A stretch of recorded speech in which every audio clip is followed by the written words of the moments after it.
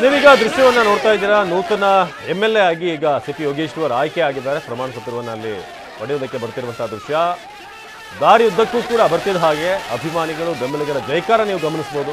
CP Yogeshwar ಕಳೆದ 2 ಟರ್ಮ್ನಲ್ಲೂ ಕೂಡ ಸೋಲನ್ನು ಕಂಡಿದ್ರು. ಎಚ್ ಡಿ ಕುಮಾರಸ್ವಾಮಿ ಗೆದ್ದಿದ್ರು. ಇಲ್ಲಿ 3ನೇ ಬಾರಿ ಜನ ಕೈ ಹಿಡಿದಿದ್ದಾರೆ. ಮತ್ತೊಮ್ಮೆ ಹಿಂದೆ ಗೆಲುವು ಸಾಧಿಸ್ಕೊಂಡು ಬಂದಿದ್ರು ಕೂಡ 2 ಬಾರಿ ಸೋಲ್ಬೇಕಾಯಿತು.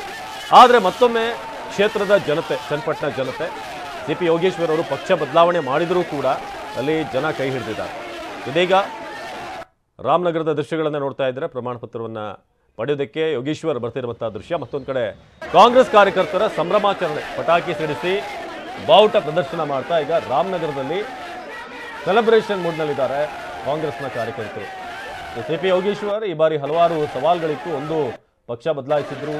ಇನ್ನೊಂದು ಕಡೆ ದೇವೇಗೌಡರ ಕುಟುಂಬ ಫೇಸ್ ಮಾಡಬೇಕಾಗಿತ್ತು. ಇನ್ನು ನಡುವಲ್ಲಿ ಬಂದಂಥ ಕೆಲವೊಂದು ಸ್ಟೇಟ್ಮೆಂಟ್ಗಳು ಸ್ವತಃ ಸಿಪಿ ಯೋಗೇಶ್ವರ್ ಅವರಿಗೆ ಒಂದಷ್ಟು ಅನುಮಾನ ಮೂಡಿಸಿತ್ತು. ಗೆಲುವು ಸಾಧ್ಯವಾಗುತ್ತೆ, ಸಾಧ್ಯ ಆದರೂ ಕೂಡ ಅಂತರ ಎಷ್ಟಿರುತ್ತೆ ಅನ್ನೋದ್ರ ಬಗ್ಗೆ ಅವರೇ ಅವರ ಸುದ್ದಿಗೋಷ್ಠಿಯಲ್ಲಿ ಒಂದಷ್ಟು ಸಂಶಯ ಅವರ ಮನಸ್ಸಿನಲ್ಲಿತ್ತು. ಆದರೆ ಈಗ ಕ್ಷೇತ್ರದ ಜನತೆ ಆ ಎಲ್ಲ ಸಂಶಯಗಳನ್ನು ಕೂಡ ದೂರ ಮಾಡಿದ್ದಾರೆ. ಸೊ ನಾವು ದೃಶ್ಯದಲ್ಲಿ ನೋಡ್ತಿರೋ ಹಾಗೆ ಈಗ ಯೋಗೇಶ್ವರ್ ನೇರ ದೃಶ್ಯಗಳಲ್ಲಿ ನೀವು ಗಮನಿಸ್ತಾ ಇದ್ದೀರಾ.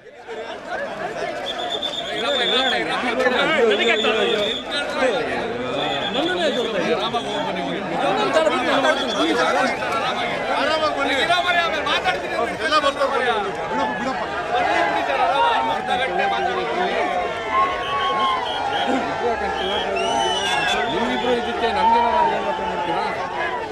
ಏಜ್ ಇದೆ, ನಮ್ಗೆ ಏಜ್ ಇಲ್ಲ.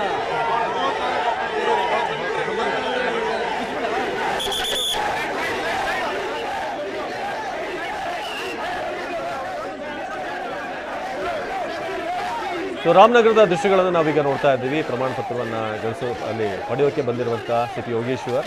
ಸೊ ಜೊತೆಗೆ ಕಾರ್ಯಕರ್ತರು ನಮ್ಮನ್ನು ಕೂಡ ಒಳಗ್ಬಿಡಬೇಕು ಅಂತ, ಇಲ್ಲಾಂದರೆ ಸಾಮಾನ್ಯವಾಗಿ ಗೆಲುವಿನ ಉತ್ಸಾಹ ಹಾಗಿರುತ್ತೆ. ಎಲ್ಲಿ ನಮ್ಮ ನಾಯಕರು ಹೋದರೂ ಕೂಡ ನಾವು ಜೊತೆಯಲ್ಲಿ ಇರಬೇಕು ಅಂತ. ಬಟ್ ಕೆಲವೊಂದಷ್ಟು ಕಡೆ ಇಂತಿಷ್ಟು ಜನ ಅಂತ ಮಾತ್ರ ಅವಕಾಶ ಇರೋದು. ಸೊ ಸಿಪಿ ಯೋಗೇಶ್ವರ್ ಒಂದು ದೊಡ್ಡ ಸವಾಲನ್ನು, ಇನ್ನೊಂದು ಕಡೆ ಡಿ ಕೆ ಸುರೇಶ್ ಅವ್ರನ್ನ ಕೂಡ ದೃಶ್ಯದಲ್ಲಿ ನೋಡ್ತಾ ಇದ್ದೀರಾ. ಏನು ಬೆಂಗಳೂರು ಗ್ರಾಮಾಂತರ ಭಾಗದಲ್ಲಿ ಲೋಕಸಭಾ ಚುನಾವಣೆಯಲ್ಲಿ ಆ ಕ್ಷೇತ್ರದಲ್ಲಿ ಸೋಲನ್ನು ಕಂಡಾಗಾದಂಥ ಮುಖಭಂಗ, ಅದನ್ನು ವಾಪಸ್ ಎಚ್ ಡಿ ಕುಮಾರಸ್ವಾಮಿ ಅವರಿಗೆ ಕೊಡುವಂಥದ್ದಿತ್ತು. ಡಿ ಕೆ ಸುರೇಶ್ ಅವರಿಗೆ ಮೇ ಬಿ ಇವತ್ತು ಒಂದು ದೊಡ್ಡ ರಿಲೀಫ್ ಆಗಿರುತ್ತೆ, ಅವತ್ತು ಕಂಡಂಥ ಸೋಲು. ಅದಾದ ನಂತರ ಇದೇ ಚನ್ನಪಟ್ಟಣ ರಾಮನಗರ ಭಾಗದಲ್ಲಿ ಸಿಗ್ತಿರುವಂಥ ಗೆಲುವು. ಸೊ ಡಿ ಕೆ ಸುರೇಶ್ ಅವ್ರನ್ನ ದೃಶ್ಯದಲ್ಲಿ ನೋಡ್ತಾ ಇದ್ದೀವಿ. ಯಾಕಂದರೆ ಭಾಳಷ್ಟು ground work D K Shivakumar ಮಾಡಿದ್ರು. ಆಲ್ಮೋಸ್ಟ್ ಒಂದು 2-3 ತಿಂಗಳ ಹಿಂದೆನೇ ನಾನೇ ಅಭ್ಯರ್ಥಿ ಅಂತ ಡಿ ಕೆ ಶಿವಕುಮಾರ್ ಇಲ್ಲಿ ಗ್ರೌಂಡ್ ಲೆವೆಲಲ್ಲಿ ಕೆಲಸ ಮಾಡಿದಂಥವ್ರು, ಅವ್ರ ಜೊತೆಗೆ ನಿಂತಂಥವ್ರು ಡಿ ಕೆ ಸುರೇಶ್.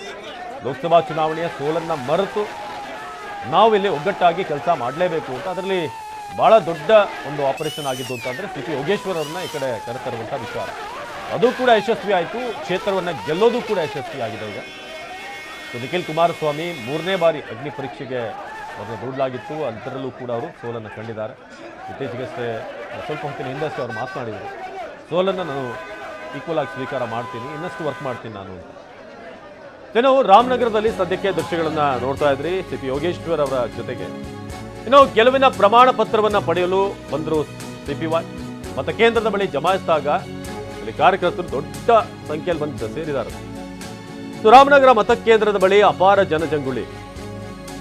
ತಮ್ಮನ್ನು ಒಳಗೆ ಬಿಡುವಂತೆ ಕಾರ್ಯಕರ್ತರು ಪಟ್ಟು ಹಿಡಿದಿದ್ದಾರೆ. ನಮ್ಮನ್ನು ಕೂಡ ಒಳಗೆ ಅಂತ. ಗೆಲುವಿನ ಪ್ರಮಾಣ ಪತ್ರವನ್ನು ಪಡೆಯೋದಕ್ಕೆ ಸಿಪಿ ಯೋಗೇಶ್ವರ್ ಆಗಮಿಸಿದ್ರು ಮತಕೇಂದ್ರದ ಬಳಿ. ಆಗ ಕಾರ್ಯಕರ್ತರು ಬಹಳ ದೊಡ್ಡ ಸಂಖ್ಯೆಯಲ್ಲಿ ಜಮಾಯಿಸಿದ್ದಾರೆ. ಯಾಕಂದ್ರೆ ಅಂತಹ ಗೆಲುವಿದು. ಯಾಕಂದ್ರೆ ಎರಡೂ ಕ್ಷೇತ್ರ, ಶಿಗ್ಗಾವಿ ಸಂಡೂರು ಹೋಲಿಸಿದ್ರೆ ಚನ್ನಪಟ್ಟಣ ಬಹಳ ಜಿದ್ದಾಜಿದ್ದಿ ಇದ್ದಂಥ ಕ್ಷೇತ್ರ. ಇಲ್ಲಿ ಕಾರ್ಯಕರ್ತರು ಸಹಜವಾಗಿ ಈಗ ಬಹಳ ಖುಷಿಯಲ್ಲಿದ್ದಾರೆ. ರಾಮನಗರದಲ್ಲಿ ಸದ್ಯಕ್ಕೆ ನೀವು ದೃಶ್ಯವನ್ನು ನೋಡ್ತಿರೋ ಹಾಗೆ ಜೈಕಾರ ಹಾಕ್ತಿದ್ದಾರೆ ಅಭಿಮಾನಿಗಳು, ಬೆಂಬಲಿಗರು. ಸಿಪಿ ಯೋಗೇಶ್ವರ್ ಕಾಂಗ್ರೆಸ್ ಪಕ್ಷಕ್ಕೆ ಸೇರ್ಪಡೆಯಾಗಿ ಕೆಲವೇ ದಿನಗಳಲ್ಲಿ ಪ್ರಚಾರ ಆರಂಭ ಆಯಿತು.